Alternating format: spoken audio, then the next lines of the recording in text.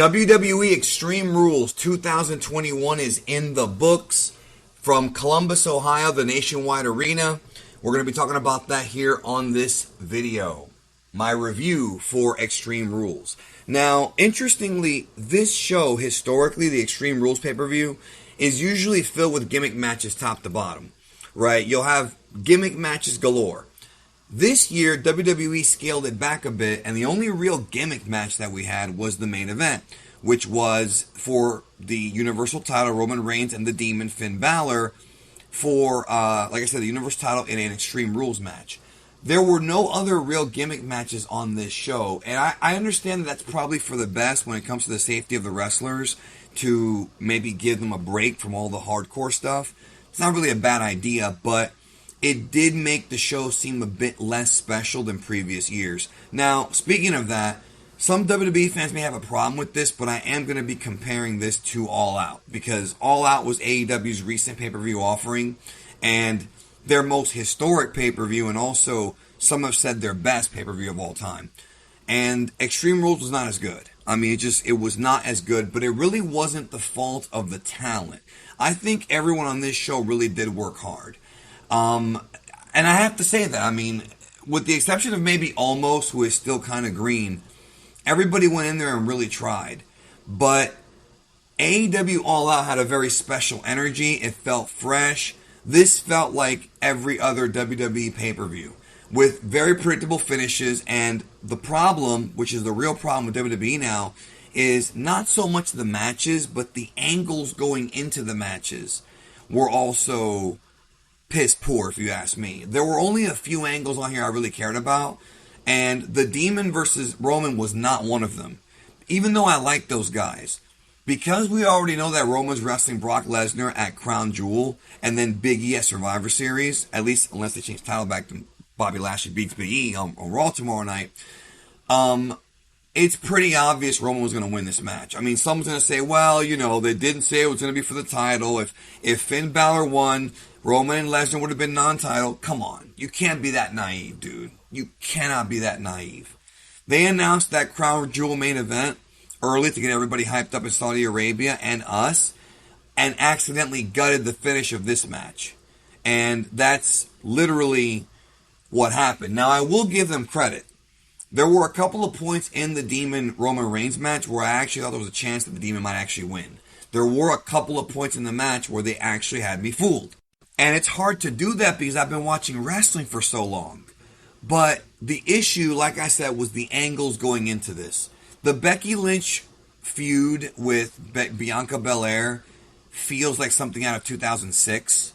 It's just not that interesting. But the match they had was pretty good. They went on second to last, co-main event. But the finish. Sasha Banks comes back, which I'm happy about. She looked the hottest she's ever looked on this show, by the way, in my opinion.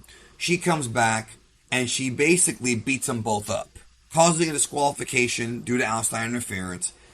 Doing DQs on pay-per-views, man, I know why they did it. They're setting up a three-way. They're setting up the feud to continue with Becky and Bianca, now with Sasha in there.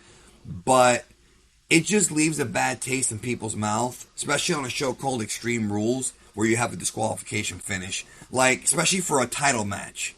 You know, just, they could have come up with a better finish, in my opinion. But they did have a really cool spot where Becky went for the disarmer, and then Bianca, like, used her power to hoist her up, to put her in, like, you know, the position for the burning hammer. But that's when Sasha came in, and that was when the interference happened. Didn't like that finish. But besides that, you know, the opener was a six-man tag. It was the New Day against Almost, AJ Styles, and Bobby Lashley. And by the way, Bobby Lashley and AJ Styles did pretty much all the work here, and they're awesome. Fun little opener. Big E wins cleanly, and they set up a match the next night on Raw for the title because they have to promote Raw now and main events on Raw because they're scared about Monday Night Football and Dynamite catching up. So they have to promote Raw harder, which is very smart. Then we had the Usos against Private Party, or whatever, WWE's Private Party, Montez Ford and the other guy, the Street Profits. And they had a good match. They always have good matches. Usos have a good match with pretty much everybody. So like I said, these guys worked hard, but I also feel like they gave away too many of these matches on TV, so it makes them less special. One of the issues WWE's had for a very long time is this whole double brands thing about how they have tag titles on both brands, not including NXT. And that's really bad because they don't have enough tag teams on either brand to make up enough to have their own tag division. So when you don't have enough tag teams, you either have to create makeshift teams or you have to have rematches over and over and over again. And no matter which way you slice it, AEW has a much healthier tag team division. But again, if WWE were to consolidate the divisions into like one tag team division for both shows, it would be a lot easier. Like what they did with the women's tag team titles. And that's just been a problem they've had. On top of that, you also had a pretty good three-way with Jeff Hardy, Damian Priest, Punishment Martinez is his real name, by the way. That's what I'm always going to call him. And Sheamus. They worked hard. No disrespect to any of them. I think the idea here is to get Damian Priest over. I think that's been their plan since WrestleMania. Putting him in there, with Bad Bunny and all that. But they definitely see potential in him despite him being an older guy who isn't really like an upstart. They're going to try with him. We also saw Charlotte Flair versus Alexa Bliss. I hate everything about this. I hate the segment. I hate, the match was a whatever match to me. I hate the booking. I hate the entire idea behind Alexa Bliss's character borrowing from The Fiend, who's not even there anymore. I am so not into this feud. I just am completely checked out of it. It's funny because Charlotte wins the title back at SummerSlam from Nikki Ash after she had it for, a month? And then goes into a feud with Nia Jax where they have that awkward Raw match that people thought was a shoot or whatever. And then they just drop that feud and they start a new feud with Alexa Bliss. And it's stupid. On a playground over a stuffed animal. This is dumb. This is 2021, dude. In case y'all don't know, WWE's demographics are not really capturing the young audience. A lot of folks watching WWE now are in their 40s and 50s. People who have been watching Raw forever, for decades, or who watch wrestling for decades. That's who is watching WWE still. And they're doing feuds over stuffed animals and puppets. It worked for The Fiend because they had that creepiness factor and he also was able to put it together. But Alexa Bliss without The Fiend, it doesn't work. And I just can't. I checked out. I don't care. Roman Reigns and the Demon Finn Balor. Again, they tried. This match had one of the dumbest things in it. So the Usos come out and they they basically cost Finn Balor the title. Finn Balor fights them off and then he gets speared through the barricade. A spot that has been overused so much. That is such an we need to have a full year of WWE not doing that spear through the barricade spot. It has no effect anymore.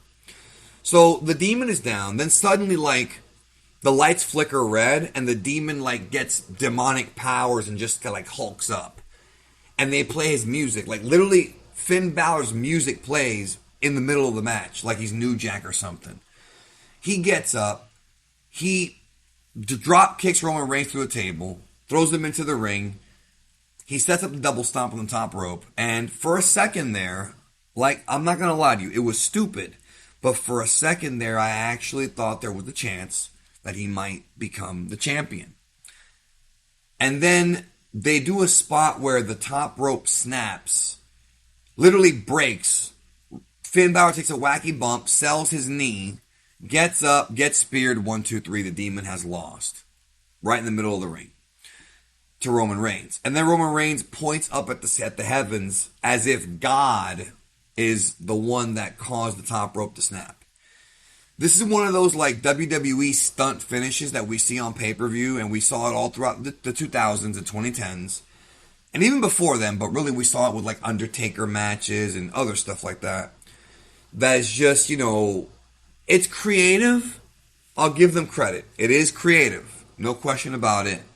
But I could have done without the demonic powers of him hulking up. Like, I think the business has kind of evolved past that. I think with Undertaker and Bray Wyatt, they're unique characters. And I guess the Demon is... I can't be a hypocrite. I guess it's not that bad, but I didn't like it. I did not like it. So now Roman Reigns is moving on to wrestle Brock Lesnar at Crown Jewel next month for the title. And then after that, presumably he'll wrestle Big E at Survivor Series unless they do a title change on Monday, which they might actually do. Because nowadays people win the Money in the Bank and drop the belt right after, like what Nikki Ash did.